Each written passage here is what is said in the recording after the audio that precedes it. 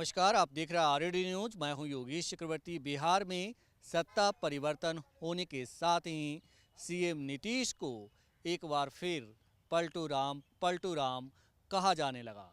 लेकिन देखा जाए तो इस बार सबसे बड़ा पलटू राम पीएम मोदी और बीजेपी के चाणक्य कहे जाने वाले अमित शाह साबित हुए हैं, क्योंकि नीतीश ने इन दोनों को पलटने पर मजबूर कर दिया, या यूं कहें कि सीधे बैकफुट पर ला दिया। इसी मसले पर हम चर्चा करेंगे। हमारे साथ वरिष्ठ पत्रकार संतोष कुमार जी हैं। संतोष जी, कैसे देखते हैं आप जिस तरह से सीएम नीतीश को पलटू राम कहा जाने लगा, लेकिन अब कहा जा रहा है कि उनसे बड़े पलटू राम पीएम मोदी और अमित शाह हैं? देखिए, राजनीति में ना किसी का कोई दोस्त होता है ना किसी का दुश्मन होता है। ये कहावत काफ़ी दिनों से चरितार्थ है। और जहाँ तक नीतीश कुमार की बात है, नीतीश कुमार को लोग पलटू राम कहते हैं। तो राजनीति में कौन ऐसा है जो पलटता नहीं है? राजनीति में रामविलास पासवान को मौसम विज्ञानी कहा जाता है था।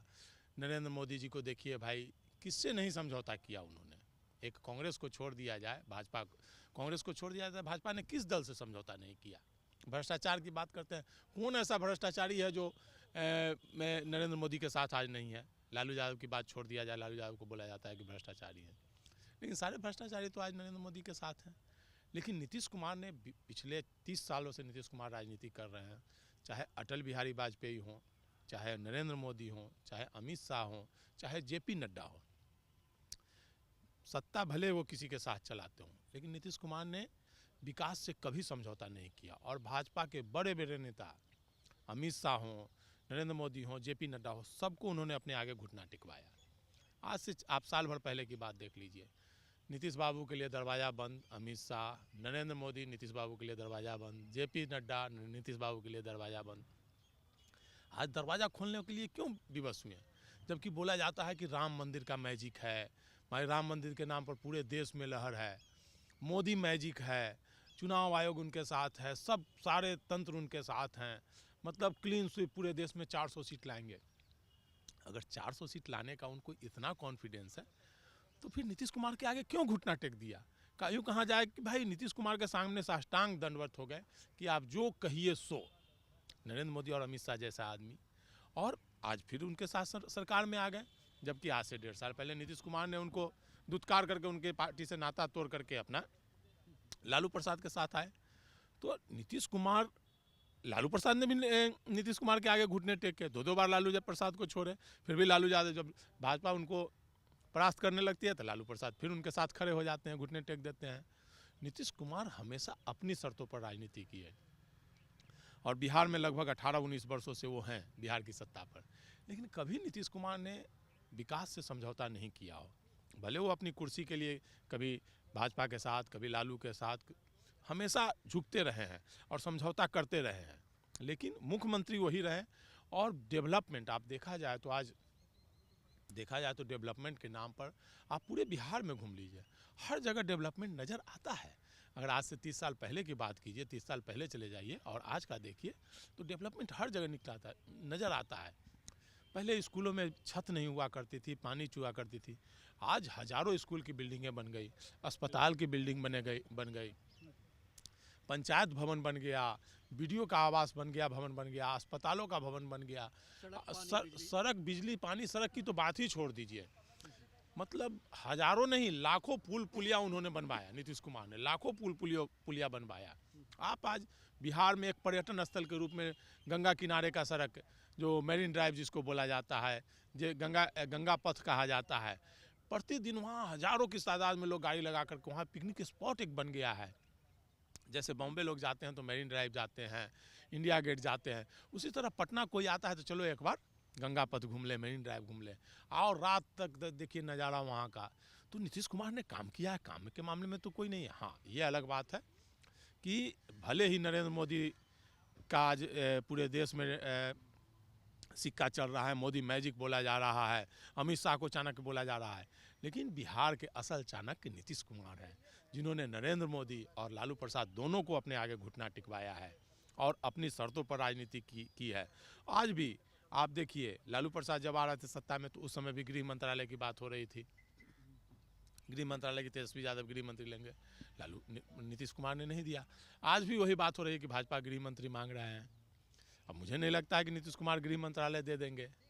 तो नीतीश कुमार हमेशा अपने शर्तों पर राजनीति करते रहे, जब विकास से समझौता नहीं करते किया कभी उन्होंने, और उनकी राजनीति हमेशा विकास की राजनीति रही है। संतोष जी, बात करें अमित शाह और पीएम मोदी के झुकने की, घुटने टेकने की, तो आखिर वो कौन सी वजह है जिसके कारण अमित शाह और पीएम मोदी जैसे राजनीतिक शख्सियत को जो है झुकना पड़ा है, घुटने टेकने पड़े हैं? क्योंकि कहीं ना कहीं बीजेपी और तमाम जो है लोग ये दावा करते हैं कि इनकी तूती बोलती है देश में, इनका डंका बजता है। अभी 5 राज्यों के चुनाव हुए, उनमें 3 राज्यों में इन्होंने जीत दर्ज कर दी। तो आखिर क्या वजह है कि बिहार में उनको सीएम नीतीश के सामने झुकना पड़ा, जो पलटू राम के नाम से जाने जाते हैं, कुर्सी कुमार के नाम से जाने जाते हैं? देखिए, भले ही मोदी मैजिक कहा जा रहा है, भले ही भाजपा का ग्राफ बताया जा रहा है, 3 राज्यों में सरकार बना ली हो, लेकिन सच्चाई ये है कि भारतीय जनता पार्टी ने पिछले 9 वर्षों में जो भी वादा किए थे वो वादा उन्होंने पूरा नहीं किया। हर साल 2 करोड़ लोगों को रोजगार देने का वादा किया था उन्होंने, नौकरी देने का वादा किया था, कहाँ गया? काला धन विदेश से लाने का वादा किया था, कहाँ आया काला धन? वो भ्रष्टाचारियों को जेल भेजने की बात करते थे। एक भी भ्रष्टाचारी, अगर आप देखा जाए तो नरेंद्र मोदी के 9 साल के कार्यकाल में एक भी भ्रष्टाचारी को उन्होंने जेल भेजा हो, एक भी उनके सरकार के भ्रष्टाचारी कोई जेल गए हो तो बता दीजिए। मनमोहन सिंह के सरकार में उनके मंत्री, उनके सांसद, कांग्रेस के सांसद, उनका जो समर्थक थे वो जेल गए, उनको सजा हुई। उन्होंने, मनमोहन सिंह ने भ्रष्टाचारियों को सजा दिलाई। नरेंद्र मोदी ने कृषि भ्रष्टाचारियों को सजा नहीं दिलाई, उल्टे नरेंद्र मोदी सभी भ्रष्टाचारियों को अपने पास मिला रहे हैं। आज देखिए, किसी भी राज्य में ले लीजिए, संरक्षण देने का काम करे, भ्रष्टाचारी है, उसको संरक्षण कौन दे रहा है? तो नरेंद्र मोदी और अमित शाह। चाहे महाराष्ट्र का मामला हो, चाहे बंगाल का मामला हो, चाहे उत्तर प्रदेश का मामला हो, चाहे गुजरात का मामला हो, जो भी भ्रष्टाचारी हैं उनको नरेंद्र मोदी और अमित शाह का संरक्षण मिलता है।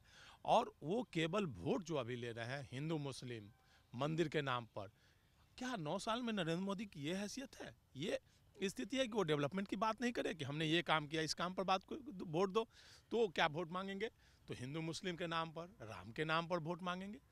तो ये उनको एहसास हो गया है कि उन्होंने कोई काम नहीं किया है, धर्म के नाम पर लोगों को लड़ाने के अलावा और उन्होंने कोई काम नहीं किया है, कोई रोजगार नहीं दिया है, भ्रष्टाचारियों को शरण दी है। कितने नीरव मोदी, माल्या और कितने लोग पैसा लेकर के भाग गए, कितने बड़े बड़े व्यवसायियों का वो लोन माफ़ किया उन्होंने, लेकिन गरीब लोगों का कोई किसी का लोन नहीं माफ़ हुआ।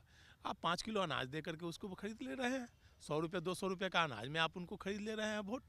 तो ये है, वो जान रहे हैं कि महंगाई चरम पर है, पेट्रोल का दाम 100 रुपया पहुँच गया, सिलेंडर जो 400 रुपया था आज 1100 रुपया हो गया। तो जान रहे हैं कि उनको लोकसभा चुनाव मुश्किल होना है, इसलिए वो हर जगह घुटना टेक रहे हैं। सबसे पहले वो देख रहे थे कि बिहार में अगर नीतीश कुमार के सामने वो घुटना नहीं टेकते तो भारतीय जनता पार्टी 2 अंकों में नहीं पहुंच पाती। ये भारतीय जनता पार्टी अच्छी तरह समझती है, यहाँ न भाजपा को राम बचाने आएंगे, न हिंदू मुस्लिम बचाने आएंगे। यहाँ लोग नीतीश कुमार के डेवलपमेंट के नाम पर थे और जातीय समीकरण के नाम पर यहाँ वोटर लालू के साथ हैं, नीतीश कुमार के साथ हैं, चिराग पासवान के साथ हैं, उपेंद्र कुशवाहा के साथ हैं, जीतन राम मांझी के साथ हैं और भाजपा के साथ हैं। तो भाजपा का जो अकेले का वोट है, वो उस वोट से वो सत्ता में कभी काबिज नहीं हो सकते। इसीलिए वो नीतीश कुमार के साथ उन्होंने घुटना टेका कि हमें ज़्यादा से ज़्यादा सीटें मिले बिहार में। आप देखिए, यूपी में वो मायावती के सामने घुटने टेकेंगे। आप देखिए ना, 34 दलों का वो गठबंधन कर रहे हैं। अकेले उनमें दम होता तो अकेले चुनाव लड़के दिखाते। बिल्कुल। तो ये है पीएम मोदी की और अमित शाह जो बीजेपी के चाणक्य कहे जाते हैं, उनकी हैसियत। हम आपको बता दें कि कहा जा रहा है कि बीजेपी ने बिहार में इंटरनल सर्वे कराया था और उस सर्वे में बीजेपी 8 से 10 सीट पर अटक गई थी, जिसके बाद ही संतोष जी ये फैसला लिया गया और डोरे डाले जाने लगे नीतीश जी की ओर। देखिए सर्वे क्या, ये आम लोगों की, आम लोग जान रहे हैं भाई। नीतीश कुमार ने जो डेवलपमेंट किया, तो डेवलपमेंट के नाम पर जो विकास को देखते हैं, लगभग 15 से 16% वोट नीतीश कुमार के साथ है। वो जहाँ जाएंगे वहाँ जाएगा। उसी प्रकार आप लालू प्रसाद के ले लीजिए, उनका जो पिछड़ा समाज, दलित समाज और जो उनका MY समीकरण है, सब वोट मिला करके उनको 25 से 30% वोट उनका आता है हमेशा। वो सीट जीते या ना जीते, लेकिन उनका वोट, कोई ऐसा लोकसभा नहीं है जहां लालू प्रसाद के कैंडिडेट को 2 लाख वोट नहीं आता हो। टिकट मिला तो 2 लाख वोट साथ में है। तो वो जान रहे थे नरेंद्र मोदी कि जब नीतीश और लालू मिले रहेंगे, वाम दल मिले रहेंगे, तो उनको हो सकता है कि महागठबंधन 40 में 35 सीट ना जीत जाए, 40 भी जीत जाए तो आश्चर्य नहीं। तो जान रहे थे कि 40 सीट का नुकसान उन्हें केंद्र की सत्ता से दूर कर देगा। और उनकी रिपोर्ट भी आई थी। तो आम लोग, हम और आप अनुभव कर रहे थे कि भाजपा को सीट नहीं आएगी। अब हम भी अनुभव कर रहे हैं कि भाजपा को अब 35 सीट, 30 से 35 सीट कोई नहीं रोक लेगा। हाँ, अगर चिराग पासवान भाजपा से टूटकर महागठबंधन में आ जाते हैं तो फिर लड़ाई बराबरी की होगी, 20-20 आधे आधे की लड़ाई होगी। ये आम समीकरण है। चिराग पासवान का वोट है, 15 लोकसभा में डिसाइडिंग वोट है। जिधर जाएंगे चिराग पासवान वो 15 लोकसभा सीट जीतेगा। लगभग 1 से 1.5 लाख वोट पोलिंग है चिराग पासवान का। तो समीकरण का खेल है। मोदी जानते थे, सारी रिपोर्ट उनको आ गई थी। ये इसीलिए वो सत्ता के लिए नीतीश कुमार के सामने मोदी ने घुटने टेके। वो केंद्र की, नीतीश कुमार बिहार के मुख्यमंत्री की कुर्सी बचाने के लिए पलटू राम बन रहे हैं, तो नरेंद्र मोदी केंद्र की सत्ता, प्राइम मिनिस्टर की कुर्सी बचाने के लिए नीतीश कुमार के सामने घुटना टेका है उन्होंने। और अमित शाह ने अपना कुर्सी बचाने के लिए घुटना टेका है। तो सत्ता में सब पलटू राम है, चाहे नरेंद्र मोदी कहिए, अमित शाह कहिए, नीतीश कुमार कहिए या लालू यादव कहिए, सब सत्ता की यारी है। बाकी सब कहने की बात है। सब कहने की बात है। सत्ता और कुर्सी सबको प्यारी है, लेकिन कल हम लोग जो ख़त्म किए थे इस छोर पे जा कर के कि मई जून के बाद, यानी कि लोकसभा चुनाव के बाद अगर सीएम नीतीश एक बार फिर पलट जाएं तो किसी आश्चर्य की बात नहीं होगी। तो आज भी ये कह सकते हैं कि ऐसी संभावना दिखती है। निश्चित तौर पर जैसे ही लोकसभा चुनाव का रिजल्ट आएगा, भाजपा के लोग फिर अपने रंग दिखाना शुरू करेंगे गिरगिट की तरह, और नीतीश कुमार को फिर प्रताड़ित करना शुरू करेंगे। नीतीश कुमार को सत्ता से हटाने की तैयारी होगी और नीतीश कुमार फिर पलटेंगे। लालू प्रसाद फिर भोले बाबा की तरह फिर क्षमा करके उनको फिर सत्ता पे काबिज करेंगे। मुझे यह संभावना लग रही है, क्योंकि लालू प्रसाद के पास जो भी जाता है वो कोई मन में मन मुटाव नहीं रखते हैं, मैल नहीं रखते हैं। जो होता है मुँह पर बोलते हैं। और लोकसभा चुनाव के बाद निश्चित तौर पर नीतीश कुमार को भाजपा सत्ता से हटाने का प्रयास करेगी। जी। तो पीएम मोदी का भले ही पूरे देश में डंका बज रहा हो, उनके कार्यकर्ता उन्हें विश्व गुरु कहकर संबोधित करते हों, यशस्वी प्रधानमंत्री कहते हों, अमित शाह को राजनीति के चाणक्य कहते हों, लेकिन असली चाणक्य नीतीश कुमार हैं, जिन्होंने पीएम मोदी और अमित शाह जैसे शख्सियत को बैकफुट पर ला दिया। और इन दोनों शख्सियतों ने नीतीश के सामने घुटने टेक दी। इस डिस्कशन में फ़िलहाल इतना ही। आप हमें फेसबुक पर फॉलो करें, यूट्यूब पर सब्सक्राइब करें, लाइक करें, शेयर करें और कमेंट कर अपना बहुमूल्य सुझाव जरूर दें। धन्यवाद।